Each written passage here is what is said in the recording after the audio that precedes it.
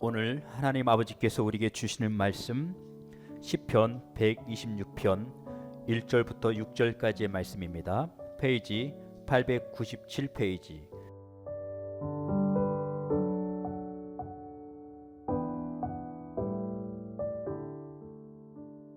여호와께서 시온의 포로를 돌리실 때에 우리가 꿈꾸는 것 같았도다. 그때에 우리 입에는 웃음이 가득하고 우리 혀에는 찬양이 찼었도다. 열방 중에서 말하기를 여호와께서 저희를 위하여 대사를 행하셨다 하였도다. 여호와께서 우리를 위하여 대사를 행하셨으니 우리는 기쁘도다. 여호와여, 우리의 포로를 남방 시내들같이 돌리소서. 눈물을 흘리며 씨를 뿌리는 자는 기쁨으로 거두리로다. 울며 씨를 뿌리러 나가는 자는 정녕 기쁨으로 그 단을 가지고 돌아오리로다. 아멘.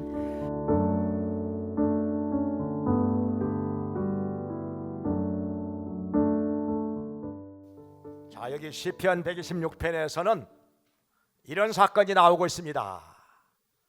유다 백성들이 하나님 앞에 범죄한 바가 커서 나라가 망하게 됩니다.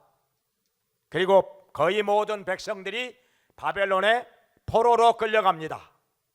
사방에 흩어져서 그야말로 많은 고생을 하게 됩니다. 대다수의 포로로 끌려간 백성들은 그 당시에 역사의 기록을 보면은 유프라테스 강과 지금의 이라크지요, 유프라테스 강과 티그리스 강 사이에 대우나 건설에 투입이 됩니다. 거기서 질통 짊어지고 흙을 퍼나르고 삽을 들고 곡괭이를 들고 많은 일을 합니다.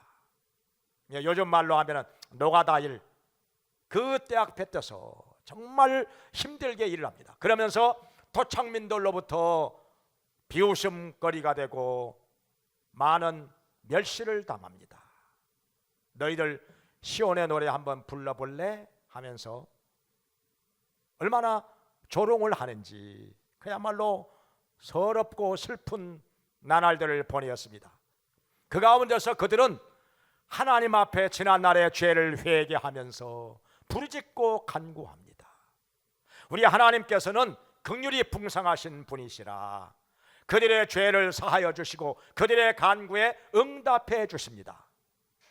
그래서 바벨론이 망하고 페르시아가 그 당시에 전 세계를 지배하게 되는데 페르시아의 고레스 왕이 칙령을 내립니다. 어떤 칙령이냐 하면은 유다 백성들은 모두 본토로 돌아가라 칙령을 내립니다. 처음에 이 칙령이 내려진 것을 들었을 때 유다 백성들은 의심을 했습니다. 이게 꿈이냐? 생시냐?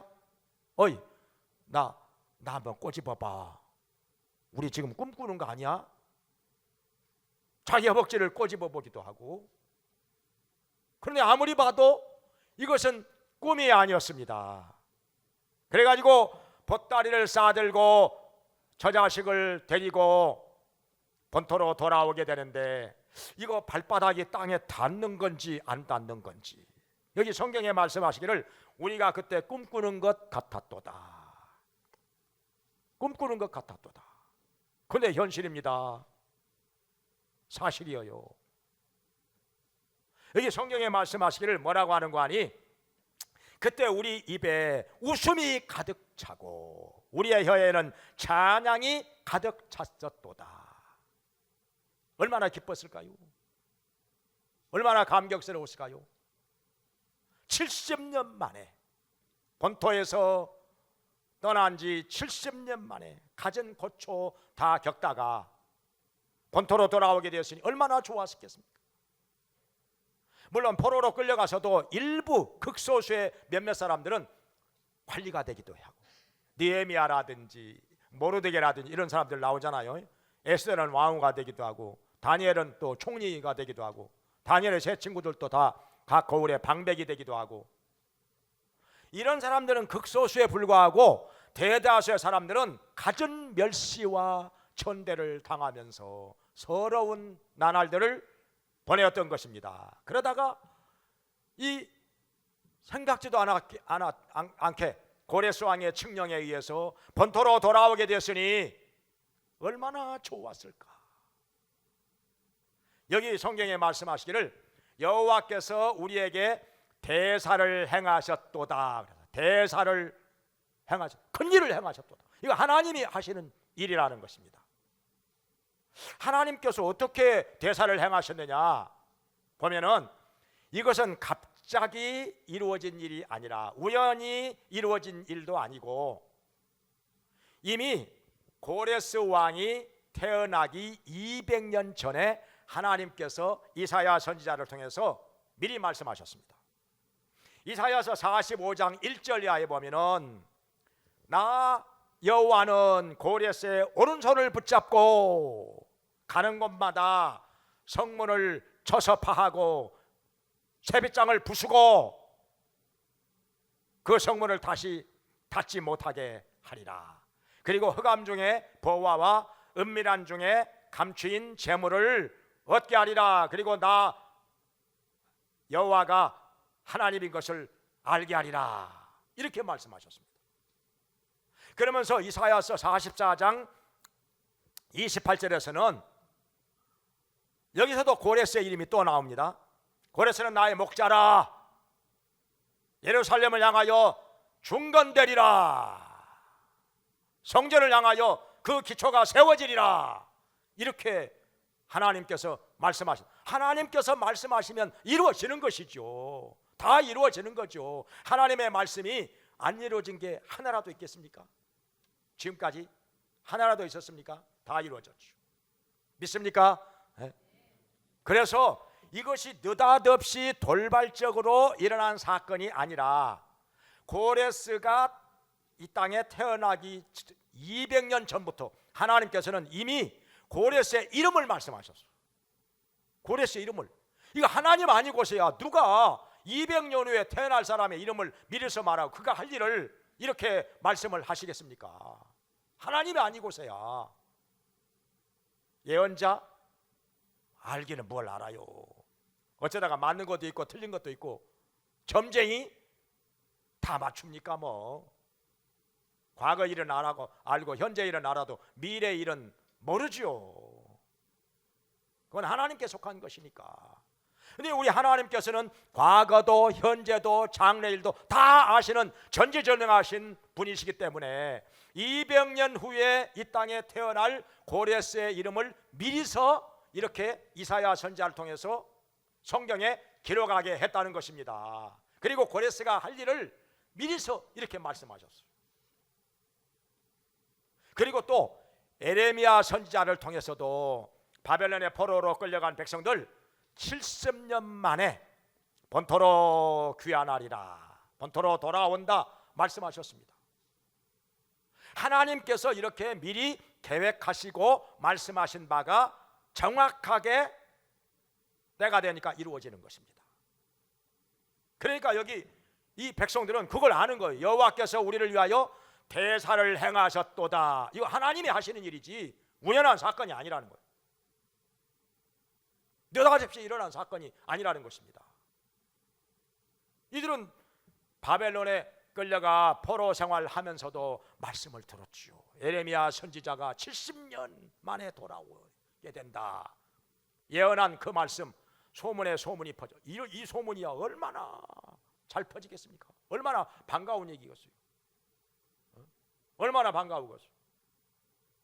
근데 우리나라만 해도 일제강점기 35년 동안 언제 해방될는지 몰랐잖아요. 사실 몰랐죠. 몰랐을 뿐만 아니라 많은 백성들이 믿질 않았어요. 이제 틀렸어. 독립 틀렸어. 저렇게 일본은 점점 날로 강해져 가고 막 동남아까지 쳐들어가서 다 정복을 하는데 틀렸어. 그래가지고 독립운동 하다가도 친일파된 사람들이 많이 있었습니다. 포기해버렸죠. 이게 끝났어. 이제 우리 조선은 끝났어. 독립 이건 안 돼. 이건 안 돼. 괜히 잡혀가서 고문당하고 감옥살이하고 고생해봐야 아무 소용없어. 그냥 일본에 가서 붙어가지고 그냥 편하게 그것이 최고 아닌가. 그렇게 됐다는 거예요. 독립될 날짜를 만약에 미리서 알았다면은 그렇게 안 될 사람 많이 있었을 것입니다. 끝까지 기조를 지키고 독립운동하고 친일로 안 갈 사람들 많이 있었을 거예요. 그런데 여기 유다 백성들은 이미 바벨론의 포로로 잡혀갔다가 70년 만에 돌아오게 되리라 하는 에레미야 선지자의 예언 들었어요. 그리고 이사야 선지자는 유다 나라가 망하기 한참 전에 하나님의 말씀을 전하였던 선지자, 히스기야 왕 때 예언했던 선지자 아닙니까? 그때 이 말씀을 전했단 말이죠.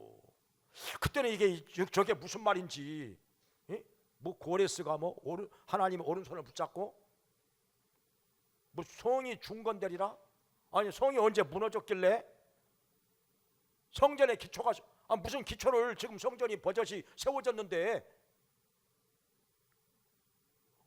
뭐 흑암 중에 감추인 보화와 은밀한 중에 있는 재물을 얻어가지고 그거 어떻게 한다는 거예요? 그거 우리하고 무슨 상관이요? 도대체 고레스가 누구길래? 이때 200년 전에 이 말씀을 들었을 때는 저게 지금 무슨 소리 하는 건지 이해가 안 됐을 거예요. 그런데 세월이 지나고 나서 유다 나라가 망하고 백성들이 바벨론의 포로로 끌려가서 여러 사방에 흩어져서 가전 고초 다 겪으면서 멸시천대 당하면서 하나님 앞에 회개하며 부르짖고 간구하다가 이제 이렇게 고레스 왕의 칙령에 의해서 그 한마디에 의해서 본토로 돌아오게 되었으니까 이게 바로 그것이었구나. 이사야 선지자를 통해서 하신 말씀이, 에레미야 선지자를 통해서 하신 그 70년이라는 말씀이 바로 이거였구나. 바로 BC 538년에 본토로 돌아오게 되었으니까 얼마나 좋았겠습니까? 우리 하나님 여호와께서 우리를 위하여 대사를 행하셨도다 하면서 찬송하며, 아까 우리 찬송 불렀잖아요. 시온의 영광이 빛나는 아침, 매였던 종들이 돌아오네. 보아라, 광야에 화초가 피고 말랐던 시냇물 흘러오네. 얼마나 좋았겠습니까? 그 다음에 두 번째로 이 사람들은 이 가운데서 기도의 씨앗을 심어 하나님께 간구합니다. 기도의 씨앗을 심었어요. 뭐라고 기도하느냐? 이게 4절에 말씀하시기를 주님, 우리의 포로들을 남방의 시내들 같이 돌리소서, 이렇게 기도합니다. 이게 무슨 말씀인 거 아니? 아직도 바벨론에 포로된 상태에서 본토로 돌아오지 못하고 있는 동족들이 많이 있었습니다. 많이 있었죠. 왜냐하면은 거기서 삶의 터전을 잡고 뿌리를 내리고 있었으니까. 직장 생활하고 어떻게 직장 갑자기 그만두고 본토로 돌아오니까 또 자녀들이 학교를 다녀, 여러 가지 사업을 합니다. 어느 정도 자리를 잡았는데 이걸 다 내팽개치고 본토로 돌아온다. 고향으로 돌아가는 거야 물론 좋지만은 고향으로 돌아가면 뭐가 있습니까? 황무지가 되어버렸는데, 아무것도 없는데, 아는 사람도 없고, 다시금 새롭게 땅을 일구고 집을 짓고 살아야 되는데 이거 막막한 거. 한번 삶의 터전을 잡아놓으면은 그것을 옮긴다고 하는 것이 이렇게 어려운 일이야. 뭐 다 아시잖아요. 마음이야 나이 들면 고향으로 돌아가서 농사지면서 한가하게 여생을 보내라, 그렇게 하는 사람들 많은데 막상 그렇게 못하거든요. 갔다가 다시 돌아와요. 어떤 사람은 가보니까 그 낭만적인 생각이 그게 아니거든요. 현실은 그게 보통 일이 아니거든요. 모든 것이 낯설고 어색하고 생소하고 어려운 일만 계속해서 찾아오는데 그 쉽지 않습니다. 그래서 이것을 생각해서 본토에 머물러 있으면서 아직 안 돌아오고 있는 동족들이 많이 있었기 때문에 이들을 생각하면 너무너무 안타까워, 너무너무 불쌍하고, 그래서 이들은 우리들만 좋아할 것이 아니라 아직 본토로 돌아오지 못한 동족들을 위해서 기도하자, 기도하자, 하나님 앞에 애타게 간절히 기도하는 것입니다. 우리가 하나님 품에 아직까지 돌아오지 않고 있는 나의 가족들, 친척들, 친구들, 이웃들을 생각하면서 안타까운 마음으로 간구하듯이, 정말 안타깝잖아요. 자기가 가는 길이 멸망의 길인 줄도 알지 못한 채 하나님을 떠나서 거기에 무슨 기쁨이 있고 평안이 있고 행복이 있다고 그걸 몰라가지고 저렇게 엉뚱한 길에서 헤매고 있는 우리의 친구들, 가족들, 이웃들 생각하면 얼마나 마음이 아프고 안타깝습니까? 때로는 눈물도 나지요. 그래서 여기 유다 백성들은 아직도 돌아오지 않고 있는 동족들을 위해서 이렇게 눈물로 기도하는 것입니다. 남방의 시내들 같이 여기 남방의 시내들이라고 하는 것은 우리가 배웠던 바와 같이 와디를 말합니다. 와디라고 말. 평소에는 말라가지고 그냥 움푹 패여 있어요. 저게 뭐냐, 이게 움푹 패여가지고 말라가지고 있으니까 그냥 땅이 저렇게 생겼나 했는데 막상 비가 쏟아지고 나면은 갑자기 그 움푹 패인 대로 시냇물이 콸콸콸콸 흘러옵니다. 엄청나게 많은 양의 물이 쏟아져 내려오는 것이죠. 이걸 와디라고 그래요. 남방의 시내들 같이 돌리소서. 자기의 지금 그 바벨론 땅에 남아있는 동족들이 이렇게 남방의 시내들처럼 콸콸콸콸 쏟아져서 본토로 돌아오게 해달라고 이렇게 기도하는 거예요. 안타깝게 간절히 기도하는 것입니다. 그러면서 여기 말씀하시기를 5절과 6절에서 눈물로 씨를 뿌리는 자는 기쁨으로 거두리로다. 울며 씨를 뿌리러 나가는 자는 정령 기쁨으로 그 단을 가지고 돌아오리로다. 이렇게 말씀하고 있는 것입니다. 뭐님관이 심으면 거둔다는, 비록 눈물을 흘리며 심었을지라도, 울며 심었을지라도 반드시 열매를 거두어 돌아오게 된다고 하는 것을 이렇게 믿음으로 고백하는 것이죠. 이 씨앗은 무엇이냐? 여기서 말씀하는 씨앗을 심는다는 것은 기도의 씨앗입니다. 이 문맥을 볼 때 이게 4절, 5절, 6절을 연결해서 이 문맥을 볼 때 여기서 뿌리는 씨앗은 우리는 흔히 사람들이 그냥 말씀의 씨앗, 그냥 씨앗하면 그냥 말씀 이렇게 그냥 딱 그냥 결정을 해버리는데 아니고, 여기서는 아니고 이 문맥을 볼 때 기도의 씨앗입니다. 기도의 씨앗을 심으면 반드시 응답의 열매를 거두게 된다 하는 말씀인 것입니다. 오늘날도 그렇죠. 너는 내게 부르짖으라. 내가 내게 응답하겠고 내가 알지 못하는 크고 비밀한 일들을 내게 보이리라. 예레미야 33장 3절에 말씀하셨습니다. 할렐루야. 예수님께서 말씀하시기를 내 이름으로 무엇이든지 내게 구하면 내가 시행하리라. 구하라 주실 것이요, 찾으라 찾을 것이요, 문을 두드리라 너희에게 열릴 것이니라. 우리 주님께서 말씀하신 바대로 이루어질 것을 믿으시기 바랍니다. 씨앗을 심으면 반드시 열매를 거두게 될 때가 온다는 것입니다. 심어야 거둡니다. 세 번째로, 우리는 여기 기도의 씨앗만 심어야 될까요? 또 다른 씨앗도 우리가 심어야 할 것들이 많이 있습니다. 많이 있어요. 뭘 심어야 될까요? 농부가요, 새해를 시작하게 되면은 뭘 생각하는 거 아니? 올해는 우리 밭에다가 무슨 씨앗을 심지? 콩을 심을까? 팥을 심을까? 녹두를 심을까? 보리를 심을까? 귀리를 심을까? 조를 심을까? 여러 가지 생각들을 많이 합니다.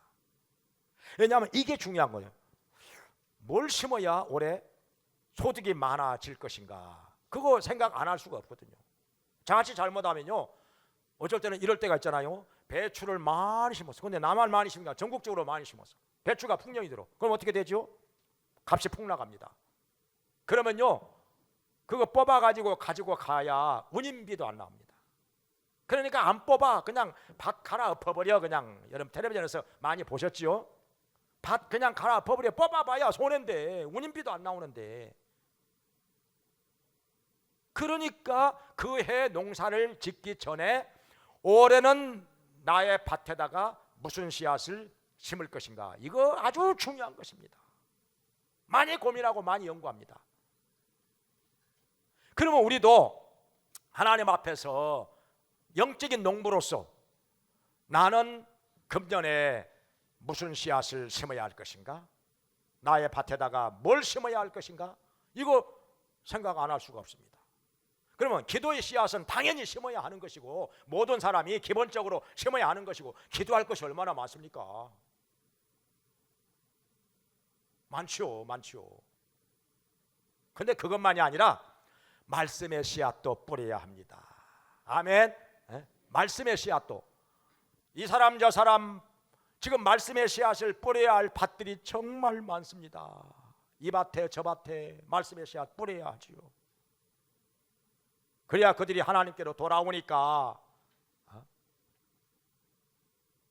말씀의 씨앗을 뿌려야 거기서 싹이 나고 자라서 열매가 맺혀지니까. 그런데요, 사람이 마음의 밭이 다 다릅니다. 예수님께서 마태복음 13장에 말씀하신 대로 어떤 사람은 길가와 같고, 어떤 사람은 돌밭과 같고, 어떤 사람은 가시덤불과, 어떤 사람은 옥토와 같아서 그 열매가 다 달라집니다. 그런데 왜 이 말씀을 예수님께서 하셨는고 하니, 너희가 알아서 뿌릴 때다가 뿌리고 안 뿌릴 때다가 안 뿌려라, 뿌리지 말고 그러라고 그런 말씀을 하신 게 아니라는 거예요. 우리가 어떻게 합니까? 사람의 마음속을 어떻게 들여다볼 수 있습니까? 누가 길가와 같은 마음의 밭인지, 누가 옥토와 같은, 누가 가시덤불과 같은 밭이, 어떻게 합니까? 그걸 겉모양만 봐가지고 어떻게 합니까? 몰라요 그걸. 어떤 사람은요 굉장히 점잖하고 아주 착하기도 하고, 꼭 예수 믿을 사람 같아서 전도를 했는데 안 믿어, 안 돌아와요. 자기의 의의가 너무 강해가지고 안 돌아와요. 정말 안 받아들입니다. 나름대로 그 마음속에 자기가 의롭게 산다고 하는 교만이 있는 거지요. 마음이 단단한 거지요. 말씀의 씨앗이 안 들어가요. 알 수가 없습니다.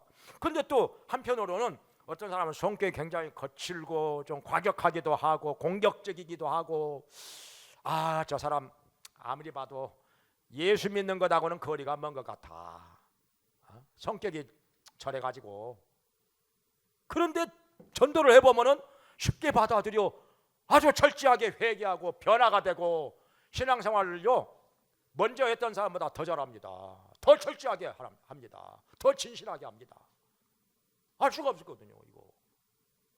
그러니까 예수님께서 마음의 밭의 종류에 대해서 말씀하신 것은 우리가 잘 가려가지고 뿌릴 때 뿌리고 안 뿌릴 때 안 뿌리고 그렇게 하라는 말씀이 아니라 무조건 뿌려. 그냥 우리가 모르니까, 어차피 누가 옥토인지 누가 가시덤불인지 모르니까 무조건 우리는 뿌려. 그냥 아무개나 다 뿌려. 말씀은 전하고 볼 일입니다. 그냥. 아멘. 그러면 그 결과는 그 사람 마음의 밭이 어떤 종류이냐에 따라서 다르게 나온다는 것입니다. 다르게 나온다는 것이 결과를, 그건 우리가 알 바가 아니에요. 우리가 책임질 일도 아니에요. 이건 하나님께서 하실 일입니다. 고린도전서 3장 6절에 말씀한 심는 이나 물 주는 이가 일반이로되 자라게 하시는 하나님뿐이니라, 그렇게 말씀하셨습니다. 자라게 하시는 건 하나님이 하실 일이지 우리가 할 일이 아니에요.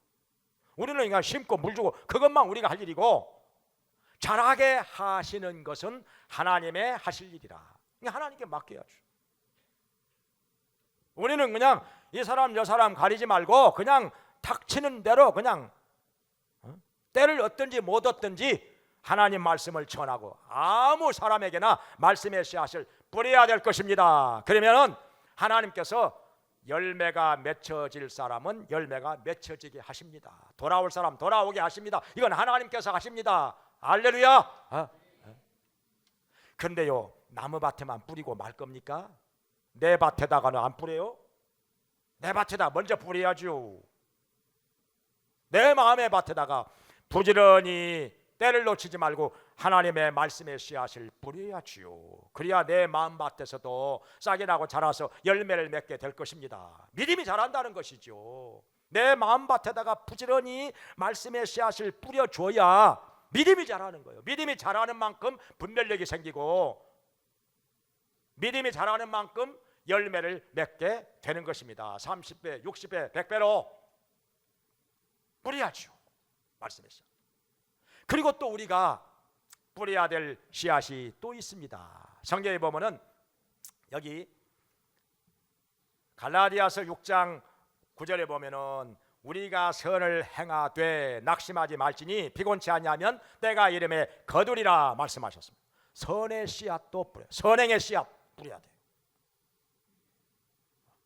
부지런히 찾아봐요. 우리가 선을 베풀어야 할 사람들 많이 있습니다. 도와줘야 될 사람 많이 있습니다. 구제해야 할 사람도 많이 있고요. 많이 있습니다. 그러면서 여기 갈라디아서 6장 7절에 말씀하시기를 하나님은 만월이 여김을 받지 아니하시나니 사람이 무엇으로 심든지 그대로 거두리라 말씀하셨습니다. 심는 대로 거둔다는 것. 이건 만고불변의 대원칙이잖아요. 심어야 거두는 거죠. 안 심었는데 뭘 거두겠습니까? 심지 않고서도 거둘 수 있는 사람 누가 있겠습니까? 심어야 거둔다는 거, 뿌려야 되는 거예요. 그래서 선행의 씨앗도 뿌려야 됩니다. 또 호세아서 10장에 있는 말씀대로 의를 심고 긍휼을 거두라 말씀하셨는데 의의 씨앗도 심어야죠. 의로운 행위 해야 됩니다. 선행도 해야 되고 의로운 행동도 해야 되고 뿌려야 되죠. 그래야 거둡니다. 그런데 우리가 뿌릴 때에는요, 그냥 뿌릴 것이 아니라 어떻게 하고 뿌려야지요? 뿌리기 전에 밭을 갈아야지요. 그래서 호세아 10장 12절에 말씀하시기를 너희 묵은 땅을 기경하라 말씀. 묵은 땅을 갈아엎어라 이거요. 경작하라는 거예요. 쟁기를 가지고 묵은 땅을 갈아엎어야 그래 가지고 씨앗을 뿌렸을 때 그 씨앗이 싹이 나고 자라서 열매를 맺게 되는 것입니다. 단단한 땅에다가 그냥 비가 오고 나면 땅이 단단해져. 사람이 밟고 다니면 그것도 단단해지고. 단단한 땅에다가 뿌리면요 싹도 안 날 때가 있어요. 싹도 안 날 수 있습니다. 그냥 뿌리면 안 되고 우리의 마음의 밭을 갈아엎어. 어떻게 갈아엎으냐? 우리의 마음 밭에 나 있는 잡초 뽑아내야죠. 교만도 제거하고 불순종도 제거하고 성령을 거스르는 것도 제거하고 거짓된 것도 제거하고 여러 가지 악한 것도 제거하고 미움도 시기도 다 제거하고 성령의 역사를 가로막고 방해하는 여러 가지 것들 다 잡초 뽑아내고 돌멩이 제거하듯이 다 제거하고 뽑아내야 됩니다. 철저한 회개를 통해서 이렇게 마음의 밭을 갈아서 옥토로 만든 다음에 씨앗을 뿌리면 반드시 싹이 나고 자라서 30배, 60배, 100배로 열매를 맺게 될 것입니다. 아멘. 정령 기쁨으로 그 달을 가지고 돌아오리로다. 아멘. 심어야 거둔다는 거. 이건 만고불변의 법칙인지라. 안 심고 거두려고 하는 거. 이게요. 우리 믿음이 좋다고 하는 사람들 중에요. 안 심고 거두려고 하는 사람이 간혹 있어요. 믿음이 너무 좋아가지고. 이 너무 좋아도 탈이요. 하나님께서 다 해주실 텐데 뭐. 내가 할 일이 뭐가 있어. 그 잘못된 신앙입니다. 그거. 사람이 할 일은 해야지요. 그래야 하나님께서 하실 일을 하는 거지요. 여러분 사과들 많이 드실 텐데 사과가 처음에는 어디서 나왔어요? 어디서 사과가 많이 나와? 사과하면 어디? 아유, 초등학교 때 맨날 배웠잖아요. 그 시험 문제 나오는 거요. 대구잖아요. 대구. 대구 저 황해도 황주 뭐 대구에 왜 그렇게 됐는 거 아니? 아담스라고 하는 선교사가 대구에서 선교 사역을 하게 됐습니다. 안식년이 돼가지고 본국으로 돌아갔다가 돌아오면서 사과나무를 가져왔어요. 사과나무를. 그래가지고 심었는데 그게 점점 열매를 맺고 퍼져나가더니 대구를 중심으로 사과 과수원들이 많이 생겨나게 된 것입니다. 전국으로. 지금은 뭐 대구뿐만 아니라 어디나 사과 다 나오죠. 지금은. 선교사 한 사람이 사과나무를 가져다가 심었기 때문에 오늘날 우리가 사과를 마음껏 먹을 수가 있게 된 것입니다. 아멘. 에? 감사해야지요. 감사해야지요. 그 선교사님 때문에. 그리고 또 우리가 감자 여러분 좋아하시잖아요. 요새는 감자가 왜 이렇게 비싼지. 에? 감자도요. 옛날 구춘아프라고 하는 선교사가 조선 말기에 구춘아프라고 하는 선교사가 감자를 가져다가 심어가지고 오늘날 우리가 감자를 마음껏 먹을 수 있게 된 것입니다. 감자가 전국으로 퍼져나간 거죠. 특별히 강원도 분들은요 감자 없으면 진짜 많이 배가 더 고팠을 거예요. 감자가 얼마나 고마운 겁니까? 이 구춘아프 선교사가 감자를 가져다가 우리 조선 땅에 보급을 하게 된 것입니다. 감사할 일이죠. 심었기 때문에 거두게 되는 거예요. 안 심고 어떻게 거둡니까 그걸? 심어야거든. 그래서 우리가 새해를 맞이하면서 나는 올해 내 밭에다가 무엇을 심을 것인가? 무엇을 심을 것인가? 심는 것은 자유입니다. 그런데 거두는 것은 내 마음대로 되는 게 아니라 내가 심은 대로 거둔다는 거예요. 성경에 또 있습니다. 심어야 될 씨앗이 고린도후서 9장 6절에 보면은 많이 심는 자는 많이 거두고 적게 심는 자는 적게 거둔다 함이 이와 같으니라. 이게 무슨 말씀인가 하니 이건요 혹시 부담스럽게 들을는지 몰라도 헌금에 대한 말씀이거든요. 헌금에 대한 말씀. 고린도후서 8장과 9장이 다 헌금에 대한 말씀입니다. 근데요 알고 보면은 부담이 아니에요. 아주 복된 소식입니다. 왜냐하면 헌금이 복의 씨앗이라는 거예요. 복의 씨앗. 많이 심으면 많이 거두고 적게 심으면 적게 거둔다. 헌금에 대한 말씀이에요. 근데요 내가 심으면 심은 만큼만 거둘까요? 심은 것보다 몇 배, 몇십 배로 더 거두게 될까요? 전자요, 후자요? 후자죠. 심은 한 대 심어가지고 한 대 거둘 것 같으면 누가 그걸 합니까? 본전밖에 못 찾는다면 누가 그걸 해요? 애써가지고 아무도 안 하겠죠. 심으면 몇십 배, 몇백 배로 되어서 돌아오기 때문에 곧 후이되어 누르고 흔들어 넘치도록 하여 너희에게 안겨주리라. 주님께서 말씀하셨기 때문에 우리가 풍성한 수확을 기대하면서 뿌리는 거죠. 그러니까 즐겨내는 자를 하나님께서 사랑하신다 말씀하셨죠. 고린도후서 9장 7절에 왜 즐거우냐? 이것이요 내 재물이 없어진다.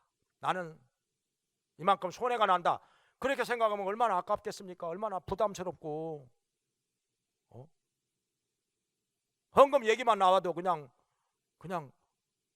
시험이 들라고 할 거예요. 시험이. 근데 몰라서 그런 거예요.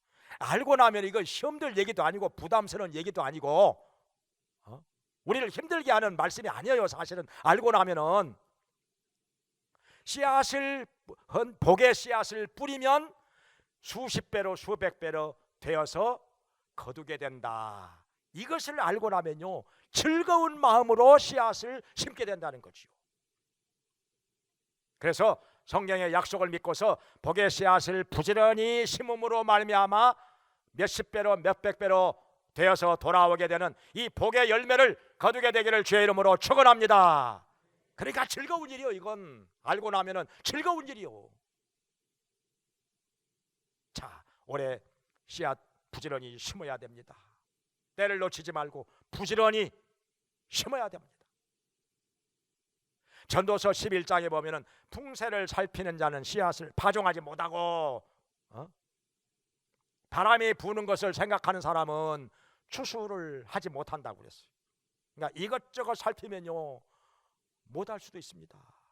이래서 못하고 저래서 못할 이유를 찾고 보면은 너무 많아요. 또 못합니다. 결국에는 아무것도 못해요. 그의 농사 그냥 아무것도 못하고 그냥 공치고 넘어갑니다. 망쳐요 그냥. 그러니까 무조건 씨앗 뿌리라는 거예요. 성경에서는 그냥 심어야 된다는 거예요. 그냥 결과는 나중에 맡기고, 그건 하나님께 맡기고 그냥 뿌려라 이거요. 기도의 씨앗도 뿌리고 응답의 열매 거두게 될 것입니다. 말씀의 씨앗도 뿌리고 영적으로 성장합니다. 주님께로 돌아옵니다. 잃어버린 자들 돌아옵니다. 매었던 종들이 돌아오네 우리도 찬송하게 될 것입니다. 그리고 선행의 씨앗도 의의 씨앗도 그리고 헌금의 씨앗도 부지런히 심어서 수십 배로 수백 배로 열매가 되어 돌아오는 이 풍성한 단을 거두고 돌아와서 기쁜 마음으로 우리 하나님께 찬송과 영광을 돌리게 되기를 주님의 이름으로 축원합니다. 기도하겠습니다. 자비로우신 하나님 아버지, 심어야만 거둔다고 하는 이 우주의 대법칙을 저희들이 말씀을 통해서 다시 한번 깨닫게 하시고 은혜 받게 하시니 감사드립니다. 우리 모두 올해를 시작하면서 부지런히 때를 놓치지 말고 우리의 밭에다가 씨앗을 심게 하여 주시옵소서. 기도의 씨앗을 심고 응답의 열매를 거두게 하여 주시옵소서. 말씀의 씨앗을 심고 잃어버린 자들 돌아오게 해주시고 영적으로 성장하게 하여 주시옵소서. 선행의 씨앗, 의의 씨앗을 심고 선행과 의를 거두게 하여 주시옵소서. 복의 씨앗을 심고 복의 열매를 수십 배로 수백 배로 거두어서 기쁜 마음으로 우리 주님께 찬송과 감사와 영광을 돌리게 하여 주시옵소서. 예수님의 이름으로 기도합나이다. 아멘.